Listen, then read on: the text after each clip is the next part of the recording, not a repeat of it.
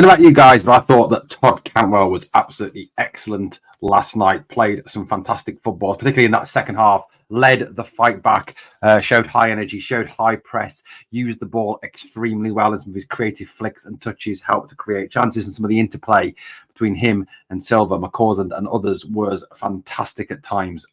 Now, I know that the criticism is, well, yes, it's all very well and good doing it against Dundee. It's all very well good doing that when the pressure is none. And yes, I agree. But Cantwell played extremely well in the semi-final against Hearts and didn't get an opportunity to play in the recent Old Firm game. Wasn't even, was on the bench, but didn't even get any minutes. Now, Todd Cantwell did speak to the media post-game and didn't seem to be overly amused. He seemed quite fed up, if I'm being honest with you. He actually, to me, seemed to be very much, like the fans felt. If we're going to actually be honest about this, he did seem to sort of talk a little bit, give a sort of feeling the fans are a bit fed up and the fans are a bit upset. And Cantwell appeared the same way as well. In terms of the goal that he scored, guys, we can debate that all we want. Was it a cross? Was it a shot? You know what? You can say whatever you want. Todd Cantwell is a cocky, confident character. That's why you can almost believe it was deliberate. Others kind of reflect on the fact that maybe it was a cross that ended up going into the back of the net. So, look, at the end of the day, I'm sure there will always be two schools of thought on this. And Todd Cantwell obviously didn't really want to talk about it post-game, and I suppose that's fair enough if he doesn't. What did he have to say in terms of in terms of the team and in terms of his performance last night? I thought he was very honest. If I'm being honest, I'm being truthful. I thought he was very down to earth, very much sort of caught what the fans were thinking. I think in how he responded to the questions. He said we had two sloppy goals in the first half, so we needed a reaction for the fans, which is all true. The two goals that we conceded were exceptionally sloppy and exceptionally ridiculous. Quizzed on his goal from a wayward cross, Cantwell added, "I'm not interested in talking about that, to be honest. Obviously, we had a disappointing result last weekend, so we had to win today. That was the bottom line."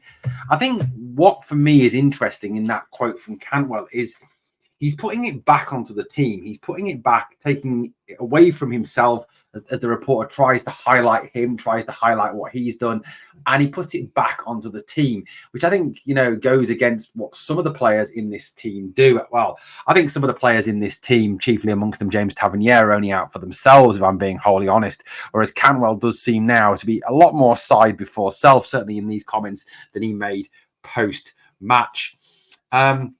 He was asked as well. He said it was asked as well, about the importance of turning up against Dundee after the loss against Celtic, and he was very short and sharp in the way that he responded to the reporter. "It's always important," he retorted to the reporter. Obviously, not happy still at the fact he didn't play any part against Celtic, not happy at the fact he was dropped, not happy at the fact that he was not given a single minute against Celtic on Saturday. And I've got to agree with him. He should have started. He's a better player than Lawrence. He's an all-round more creative player than Lawrence. Now, some of what he'd said post-game and also some of what he did in the game has earned him criticism from people like Tom English and Ben Godfrey of Ibrox News, I think it is, whichever one it is now, I can't remember. And I want to talk about that and why they are bang out of order. On the Dundee game, he said, "It's difficult. They go man for man. I had a friend most of the game follow me around. Listen, they're a good enough side. In the end, Scots come on. We've got so much quality with players like that who can come on with a bit of freedom and change the game for us by getting two great goals." And it's right. He did very much have to have a friend following him around. Silla seemed to follow him wherever he went. I wonder if when Todd went to the toilet at half time, if Silla followed him into the cubicle. But there was 4 horrible fouls straight through the back of Cantwell by Silla, none of which he received a yellow card for, which to me was out of order. I thought the referee was hopeless last night. Cantwell is a player who never gets any protection from referees. He's a player that gets kicked from pillar to post and gets zero help from the refs. And I think, this is something that the Scottish game needs to look at in terms of protecting our more creative players, protecting our more dangerous players, giving those players the ability to go and play. Because look, if you want to attract a better breed of player up north of the border, you need to give them some protection. And if they see creative players like Cantwell, for instance, being kicked to pillar and post and referees doing nothing about it, then look, at the end of the day, who's going to want to come up here? Who's going to want to have that in, and the risk of getting injured? Now, Cantwell, like I said, I think his comments post-game, his demeanour really did reflect the disappointment that he is feeling. And I think reflects how the fans are feeling at this stage of the season. The fact that, yes, we could still win the cup double, but overall, the league is the be-all and end-all, and winning the league is very important. But we've thrown the league title away. At the end of the day, they're going to move to 54 titles within one of us, which is just unacceptable. And I think Cantwell's dejection is partly that, and also partly the fact he was left out of that Celtic team. Now, according to a number of reporters, Tom English amongst them, Ben Godfrey as well, Cantwell has been criticised for some of his gestures during the game. Now, according to these reporters, these esteemed reporters, he is a brat. That was the word that was used, I think, in one report, saying that, he was gesturing that everyone's shit, that everyone's not good enough, and he was getting frustrated with the players around him. Good. Fantastic. Good. Finally, someone is getting on some of these players' backs. Someone needs to get on these players' backs. At the end of the day, there are a lot of players in this team that are not pulling their weight, that are not good enough to play for Rangers. Todd Cantwell is one of the players who is good enough to play for Rangers. I think he gets a lot of unfair criticism. He is by far our most skillful player, by far our most creative player. And I think the stick that he gets is bang out of order at times. If you're going to be a successful championship-winning team, you need creative flair players like Todd Cantwell. Now, I'm not, for instance, suggesting for a minute he is in the same class as Paul Gascoigne. No one is. Gazza was unique. He is amazing. Gazza's my all-time favourite Rangers player.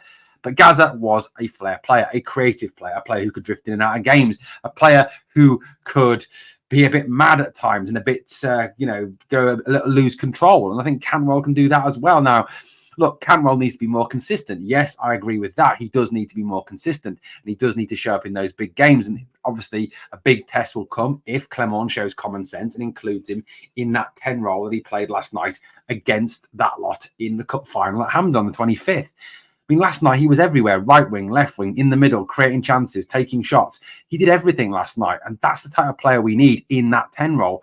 Now, I know there's been some reports that Clement perhaps doesn't like Cantwell and doesn't fancy him. Well, I certainly hope those reports are not true. Cantwell is a good player, and I think the criticism he gets is very unfair. I think the fact that some people like last night call him a brat and for having a go at other players, I think is out of order. I mean, so what? At the end of the day, like I said, there are a lot of players in this team that are stealing a living. James Tavernier being chief amongst them. So for me, these two reporters to get on the back of our player is out of order. And I think fans need to get behind the likes of Todd Cantwell, these players who will be here next season, who will be a major force for us next year, and back him. I think calling him a brat is bang out of order, if I'm being honest. Absolutely bang out of order. I can't remember whether it was Ben Godfrey or Tom English that wrote the article now, but if you watch this video, I doubt they do, guys. They probably don't bother with small creators like me. I hope you apologise for that comment, because it's bang out of order in my opinion. Well, guys, let me know what you think in the comments down below. I thought Todd was outstanding last night. My man of the match by an absolute street. And I do love the old Mr. Todd Cantwell. And obviously hope that the last two games are coming up against Hearts at Tynecastle and the cup final at Hampden. He has two more outstanding games. Well, thanks for watching Glasgow Rangers Nation, guys. Please, obviously, smash the sub and help the channel to keep on growing. On the way out, two things I always ask of you guys. Number one, please, obviously, can you smash the like? It defeats the evil algorithm. And number two, remember always, we are the people.